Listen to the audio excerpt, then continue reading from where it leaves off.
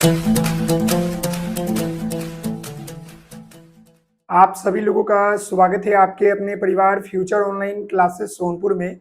आज हम इस वीडियो में Bihar DElEd second year session आपके 23 से 25 के बच्चों के लिए सिलेबस के ऊपर बात कर रहे हैं, जिसमें आज हम पेपर S1 जिसमें आप सभी लोगों को समकालीन भारतीय समाज में शिक्षा के बारे में पढ़ना है। इस पेपर के सिलेबस के ऊपर बात करेंगे कि जो ये आपका पेपर S1 है, इस पेपर में आपको क्या पढ़ना है, कितना पढ़ना है, इसकी पूरी जानकारी इस वीडियो में देंगे ताकि आपको आने वाले समय में एग्जाम में किसी तरह की कोई दिक्कत नहीं हो। तो ये देख सकते हैं डीएलएड सेशन आपका 23-25 सेकेंड सिलेबस को बात करें। यहाँ पर सबसे पहले मैं आपको बता दूं, जो ये आपका पेपर S1 है, ये आपका समकालीन भारतीय समाज में शिक्षा, इस पेपर की हम बात कर रहे हैं, जिसमें आपका टोटल जो है 100 नंबर का होता है और ये 100 नंबर में आपका 30 नंबर कॉलेज देती है और 70 नंबर परीक्षा होता है।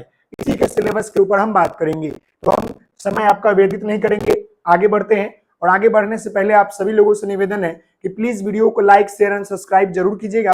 साथ ही साथ अगर आपको नोट्स के रिगार्डिंग जानकारी चाहिए तो नोट्स लेने के लिए मैं आपको बता दूं, पेड नोट्स लेने के लिए आप जो है दिए गए नंबर पर मैसेज कर सकते हैं और ये आपका जो है नंबर है जहां पर आप जो है आप नोट्स की जानकारी ले सकते हैं। साथ ही साथ यहाँ पर देखिए पेपर ये आपका S1 है, जिसको हम लोग समकालीन भारतीय समाज में शिक्षा बोलते हैं। अगर हम इसकी बात कर ले तो ये आपका पेपर जो होता है 100 मार्क्स के होते हैं। कितने मार्क्स के होते हैं? आपके ये 100 मार्क्स के होते हैं और यह 100 मार्क्स में आपके यहाँ पर जो है 70 नंबर का बाहरी परीक्षा होता है, यानी कि सेंटर पर होता है, और ये आपका 30 नंबर जो है कॉलेज देती है, जिसको हम लोग जो है इंटरनल नंबर कहते हैं। समझ गए? इंटरनल मार्क्स कहते हैं, ये आपका है। अब यहाँ पर बात आती है कि जो ये आपका पेपर S1 है, इसमें टोटल आपको कितने यूनिट पढ़ने होते हैं? तो टोटल इसमें जो है आपको 5 यूनिट पढ़ने होते हैं। टोटल आपको जो है 5 यूनिट पढ़ने होते हैं। तो अब इसमें यह बात आती है कि हमें क्या क्या पढ़ना है, इसी के ऊपर हम बात करते हैं। तो आगे चलते हैं और यहाँ पर ध्यान देते हैं, ये आपका इकाई 1 है, यहाँ पर देख सकते हैं इकाई 1 का नाम है समकालीन भारतीय समाज की चुनौतियां और शिक्षा, यानी कि इस यूनिट में आप सभी लोगों को समकालीन भारतीय समाज की चुनौतियां और शिक्षा के बारे में पढ़ना है, जिसमें आपको 3 बिंदु के ऊपर बात करना है। यहाँ पर पहला जानना है कि विविधता क्या होता है, यानी विविधता से रिलेटेड सारी जानकारी, असमानता तथा वंचना, अवधारणात्मक समझ तथा शैक्षिक संदर्भ, यानी कि पहले पॉइंट में आपको पढ़ना है कि विविधता क्या होता है, असमानता, वंचना तथा इसके अवधारणात्मक समझ और शैक्षिक महत्व के बारे में या संदर्भ के बारे में जानना है। दूसरा है समाज में सत्ता, वर्चस्व तथा प्रतिरोध, अवधारणा, प्रकार, कारकों तथा प्रभावों की समझ, यानी कि समाज में सत्ता क्या होता है, वर्चस्व क्या होता है, प्रतिरोध क्या होता है, उसकी अवधारणा क्या है, उसका प्रकार क्या है, उसका कारक क्या है, उसको प्रभावित करने वाले कारक क्या है, उसके बारे में आपको पढ़ना है। इस पॉइंट में समता, समानता और सामाजिक न्याय के लिए शिक्षा, अवधारणा, आवश्यकता एवं अवरोध के बारे में जानना है, यानी कि इसमें आपको समता, समानता और सामाजिक न्याय की शिक्षा के बारे में जानना है। यह आपका इकाई 1 है। इकाई 1 में इतना ही पढ़ना है, समझ गए? अब हम यहाँ पर बात कर ले आपके इकाई 2 की।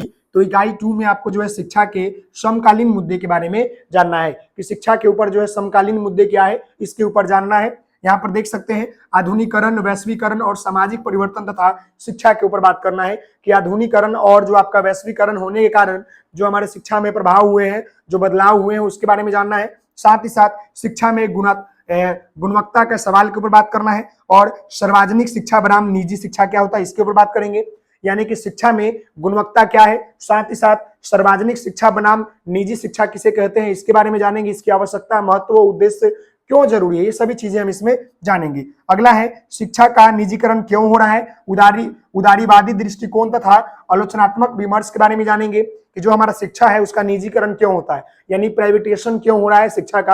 आप देख रहे हैं कि education is a like a business, so you know that कि अभी जो है हमारा क्या है, जो हमारा शिक्षा है वो एक निजीकरण यानी प्राइवेटाइजेशन हो रहा है, क्यों हो रहा है, इसके बारे में जानेंगे। अगला है अभिवंचित एवं उपेक्षित वर्ग के लिए शिक्षा, जो हमारे समाज में रहने वाले उपेक्षित वर्ग के लोग हैं या अभिवंचित वर्ग के लोग हैं, उनके लिए शिक्षा क्यों जरूरी है, आवश्यकता क्या है, उसका महत्व क्या है, क्यों वह अपने समाज के आधारभूत कौशलों, जो उनका रोटी कपड़ा मकान और शिक्षा उससे अलग क्यों रखा गया है, क्यों उन तक उन तक शिक्षा नहीं पहुंच पाई, ये सभी चीजों के बारे में हम जानेंगे। अगला यहाँ पर है समान विद्यालय व्यवस्था, यानी कि जो हमारा कॉमन विद्यालय सिस्टम होता है, कॉमन स्कूल सिस्टम होता है, उसके बारे में समझेंगे कि आखिर हमारा सामान्य विद्यालय शिक्षा का महत्व क्या है।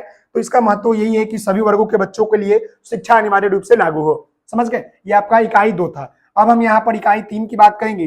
तो इसमें जो है शिक्षा के राजनीतिक एवं संवैधानिक संदर्भ के बारे में जानेंगे, यानी बेसिकली इसमें जानेंगे कि हमारे शिक्षा को लेकर संविधान में राजनीतिक तंत्र के लोगों के द्वारा क्या क्या नियम कानून और जो व्यवस्था दी गई है, जैसे कि राज्य लोकतंत्र और शिक्षा क्या होता है।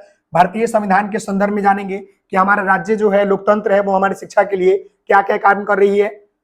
साथ ही साथ शिक्षा का सार्वभौमिकरण, अवधारणा, अवरोध एवं राज्य की भूमिका, यानी कि शिक्षा का सार्वभौमिकरण क्या होता है। सार्वभौमिकरण कहने का मतलब है कि सभी वर्गों के लिए शिक्षा अनिवार्य और निःशुल्क होनी चाहिए। साथ ही साथ इसकी अवधारणा और आवश्यकता की बात करेंगे। अगला है बच्चे और शिक्षा का अधिकार, यानी कि बच्चे के लिए जो है शिक्षा का अधिकार और सार्वभौमिक संवैधानिक प्रावधान एवं संबंधित विमर्शों में परिप्रेक्ष्य में, यानी जो बालक है उनको शिक्षा का अधिकार दिया गया है, उसके अनुसार जो है संवैधानिक प्रावधानों में क्या क्या उल्लेख किया गया है शिक्षा को लेकर, बच्चों के अधिकारों को लेकर, उसके ऊपर हम बात करेंगे। और राष्ट्रीय विकास और शिक्षा की बात करेंगे कि हमारा राष्ट्र का विकास किसके ऊपर निर्भर करता है, तो शिक्षा के ऊपर निर्भर करता है। हम सभी लोग जानते हैं कि हमारा राज्य जितना शिक्षित होगा हमारे राज्य का विकास उतना बेहतर तरीके से होगा। समझ गए। अगला यहाँ पर आपका इकाई 4 है। इकाई 4 की बात कर लेंगे तो शिक्षा और सामाजिक अपेक्षाएं की बात करेंगे कि शिक्षा से जो है हमारा समाज जो है क्या क्या अपेक्षाएं रखती है, इसके ऊपर हम बात करेंगे। तो यहाँ पर देखिएगा शिक्षा क्या होता है, विद्यालय क्या होता है, समुदाय क्या होता है, अपेक्षा और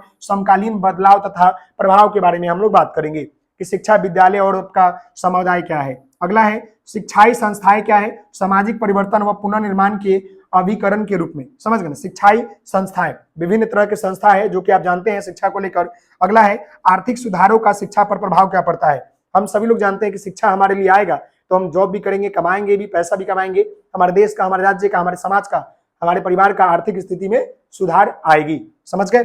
अगला है शिक्षा और जो है माध्यम भाषा, शिक्षा और माध्यम भाषा के बीच अंतर क्या है, इसके बारे में समझेंगे। अगला है समाज में नवाचार और विकास के लिए शिक्षा, यानी कि हमारे समाज में स्ट्रक्चर को बदलने के लिए, नवाचार लाने के लिए, परिवर्तन लाने के लिए, नवाचार का मतलब होता है नया विकल्प या नया परिवर्तन होता है, इसको लाने के लिए हमारे लिए जो है शिक्षा क्यों जरूरी है, इसके बारे में जानेंगे। तो हम सभी लोग जानते हैं कि शिक्षा हमारे लिए इसलिए जरूरी है क्योंकि हम अपने जीवन को बेहतर बना सकते हैं। शिक्षा वो दीप है जो जलने से पूरी मतलब ब्रह्मांड में प्रकाश देती है। समझ जाइए, तो समझ गए जी। आगे बात करते हैं।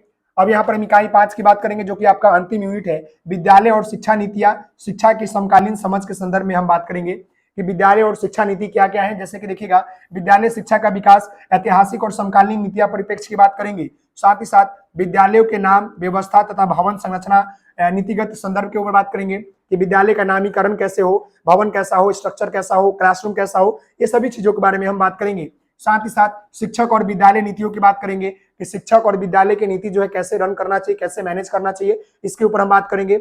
अगला यहाँ पर है विद्यालय पाठ्यचर्या और मूल्यांकन प्रक्रिया पर नीतियों का प्रभाव क्या पड़ता है, इसके ऊपर हम बात करेंगे। तो यह जो है आपका पेपर, यहाँ पर मैं लिख दूं, यह आपका जो है पेपर आपका S1 है, जिसमें आपको यूनिट 1 से लेकर आपको जो है 5 तक के बारे में पढ़ना है, जिसके हम पूरे आपको सिलेबस के बारे में हमने डिस्क्राइब कर दिया कि यही चीजें आपको पढ़ना है और क्लास भी आपको जो है आज से मिलना शुरू हो जाएंगे। तो आशा करते हैं कि आप मेरी बात समझ गए होंगे। मिलते हैं नेक्स्ट वीडियो में, और आपसे निवेदन है इस चैनल पर नए होंगे तो चैनल को लाइक, शेयर एंड सब्सक्राइब जरूर करेंगे। बहुत बहुत धन्यवाद। जी हाँ।